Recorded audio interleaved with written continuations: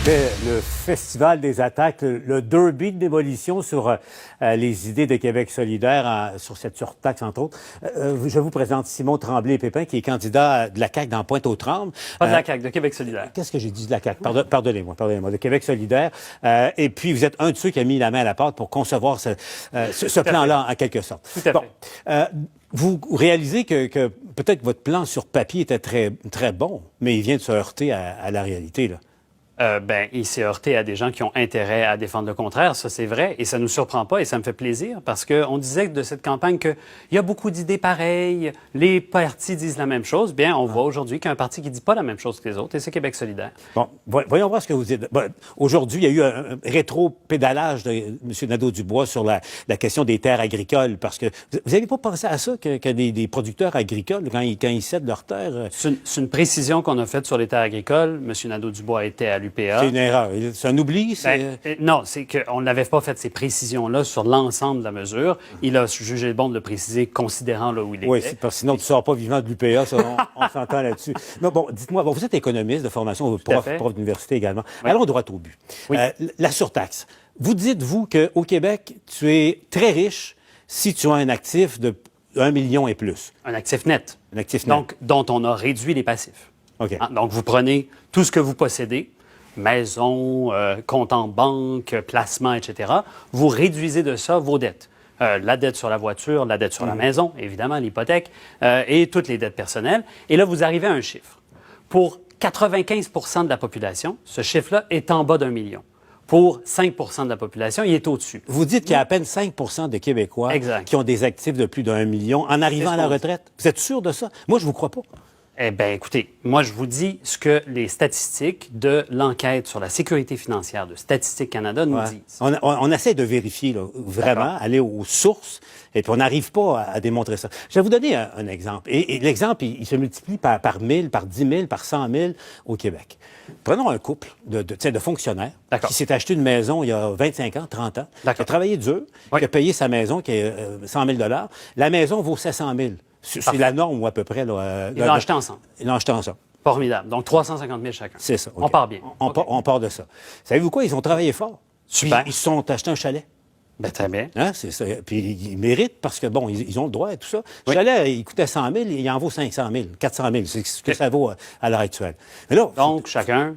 Mais là, ouais. 350, 250. On avance, on est rendu à 700 facilement. Bon, ils ont des REER, ils ont travaillé fort. Ils ont un fonds de pension, ils ont travaillé fort. Super. On dépasse le million, là. La valeur actuarielle du fonds de pension, et c'est plusieurs centaines de milliers de dollars. Oui, ça peut. Ça dépend là, depuis combien de temps ils cotisent, à quel âge ils sont rendus. Même chose pour le REER. Mais ça, c'est l'histoire de bien des gens qui nous écoutent. OK. Ça se peut.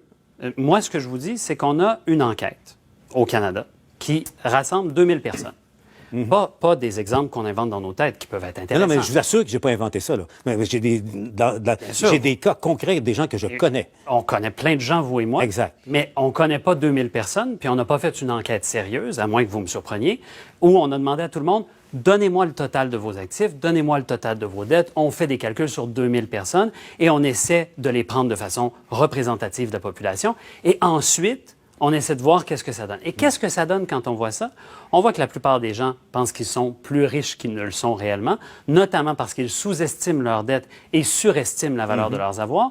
Souvent, pensent qu'ils sont une seule personne quand ils sont un couple et donc prennent tous les actifs qu'ils possèdent. Ils ont raison, ils les possèdent, mais ils les possèdent à deux. Et ils ont travaillé fort pour l'avoir. Bien entendu, ils ont travaillé fort. Et en 2022, là, c'est une histoire commune maintenant. Là. La résidence vaut 600 000 $. Je vais vous donner une statistique à laquelle on ne pense pas souvent. Vous savez, on parle souvent des inégalités de revenus. Donc, les inégalités de revenus au Québec, le 20 le plus pauvre, à peu près, là, le 20 le plus riche, fait 7 fois son revenu. Les inégalités de fortune, savez-vous où ça se situe? Le 20 le plus riche fait 500 fois la fortune du 20 le plus pauvre. Mais là, vous parlez Nous, à Québec des solidaire, super millionnaires, des milliardaires. 20 de la population, M. Larocque. 20 Donc, une énorme quantité de gens. Si j'isole le 5 de ça... Ça date de quand, c'est les données? plus...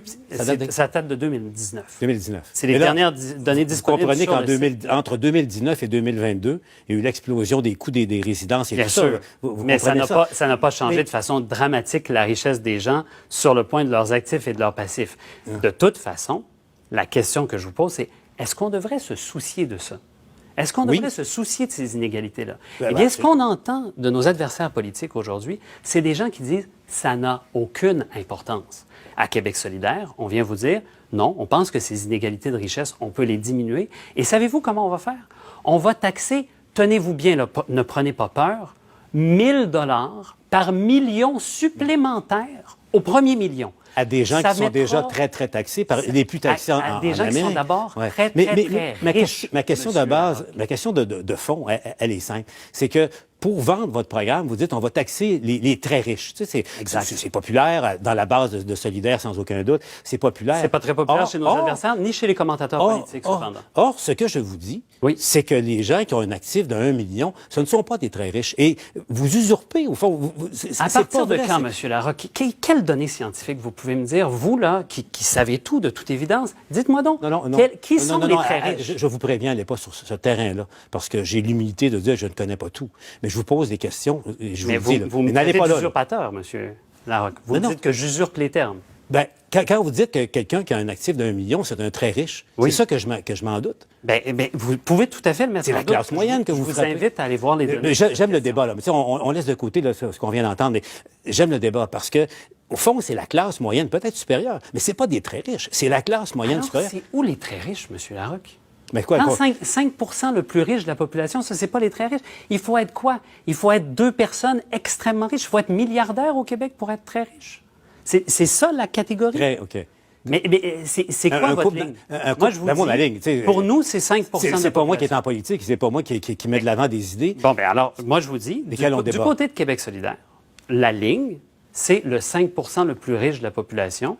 Pour sa fortune, c'est 1 million de dollars qu'on exempte de taxes. Et pour les autres, si vous faites 2 millions de dollars, si vous avez 2 millions de dollars de fortune, on va vous demander 1 000 dollars. Je pense que ces gens-là sont capables de payer 1 000 dollars. Entre vous et moi, là, je pense qu'il n'y a pas d'enjeu. Il est même possible qu'ils ne le voient pas passer sur leur rapport d'impôt. Et c'est correct de le dire. Et puis, bon, ça a l'avantage d'être clair. Et c'est l'offre que Québec solidaire fait à la population et aux gens de décider le 3 octobre. Mais dans le calcul, vous incorporez les fonds de pension publics, par exemple. Bien sûr. C'est ça. Donc, un fonctionnaire qui a gagné sa vie honorablement et tout ça doit tenir compte. Donc, lui aussi, il risque d'atteindre le million. Là, parce que on regarde un fonds de pension... Le 20 le plus riche de la population, le plus fortuné de la population, c'est RPA équivalent en moyenne à environ 600 000 $. C'est ce que nous dit Statistique Canada. À 600 000 $. Exact. Donc, ça touche pas mal de monde. Ben oui, et puis il y a plein de gens qui ont des RPA, en effet.